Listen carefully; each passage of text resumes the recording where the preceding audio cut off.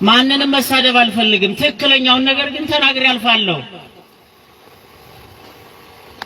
እኛ ስልጣኔ መስሎን የራሱ ማንነት እየሰጠን እዚህ ወሎ ላይ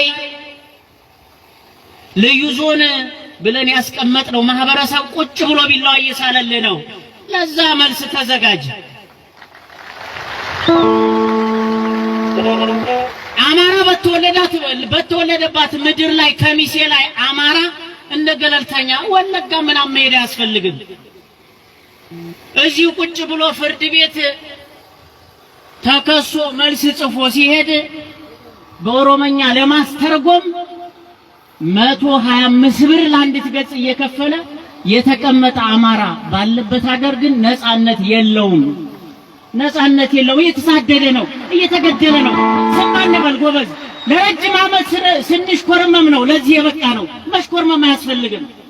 ቆርጠን መነሳት ነው። አሟሟታችን እናሳምር። ተናግረንም ተዋግተንም መሞት ስላለብን ነው። ስለዚህ በተለይ እንዳለመታደል ሆኖ የደቡብ ወሎ ላይ ያለ አመራር አብዛኛውን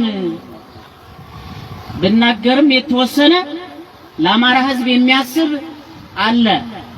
ኮምቦልቻና ደሴ እኮ ጎበዝ ያኔ ጥቅምት 11 ቀን ቦሩ ስላሴ በውጫሌ በማርዬ አድርጎ ታች በዋሄሎ ተውለደሬን አርጎ ቦሩ ስላሴ ብቅ ብሎ ደሴ ከተማን ምንም ንብረት ሳይንቀሳቀስ ሳይወጣ በአንድ ጀንበር ብቻ ያለ አንድ ጥይት ተኩስ ሊገባ ሲል የደሴ ከተማ ወጣት በጀሌ ተሰልፎ ወጥቶ የጥይት ራት ሆኗል። በጣም ብዙ ትጥቅ ግን ደሴ ከተማ ውስጥ ሚሊሻ ጽሕፈት ቤት ነበረ።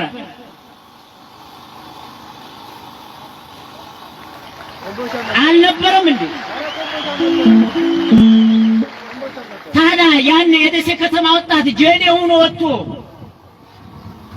የተዋደቀ ትጥቅ ይዞ ወጥቶ ቢሆን ደሴ ከተማን ያድናት አልነበረም? ያድናት ነበር። ታዲያ ማነው ስህተት? ከጥላት በላይ እኛ ውስጥ ያለው ሆዳሙ ጥላት አለ። ይሄን እንታገለው። አትሽኮርመም። መሽኮርመም አያስፈልግም። ስንሽኮርመም ነው ድሮም በህወሓት ተለጥፈን አሁንም ደግሞ ብልጽግና ብሎ በመጣው አማራን በአደባባይ በሚያስገድለው እየተሽኮረመም ህዝብን እንዳናስበላ ንቃ ብሏል መሪ ወዳጆ፣ መንቃት አለብን። ንቃ ብሏል መሪ ወዳጆ፣ መንቃት አለብን። አንድ ከሆነ ማንም አይደፍረንም። ከተለያየን ግን ብቻ ጀግንነት ውጤታማ አይሆን። መሪም የብቻው ተሰልፎ ለብቻው ቢተኩስ ብቸኛ ነው፣ ብቻው ውጤታማ አይሆንም። እኔም የብቻዬ እዚህም አካባቢ ያሉት ጀግኖች እነ ናትናኤል እነ ያሬድ እና ባተካሳም ለብቻቸው ቢሰለፉ ውጤታማ አይሆንም።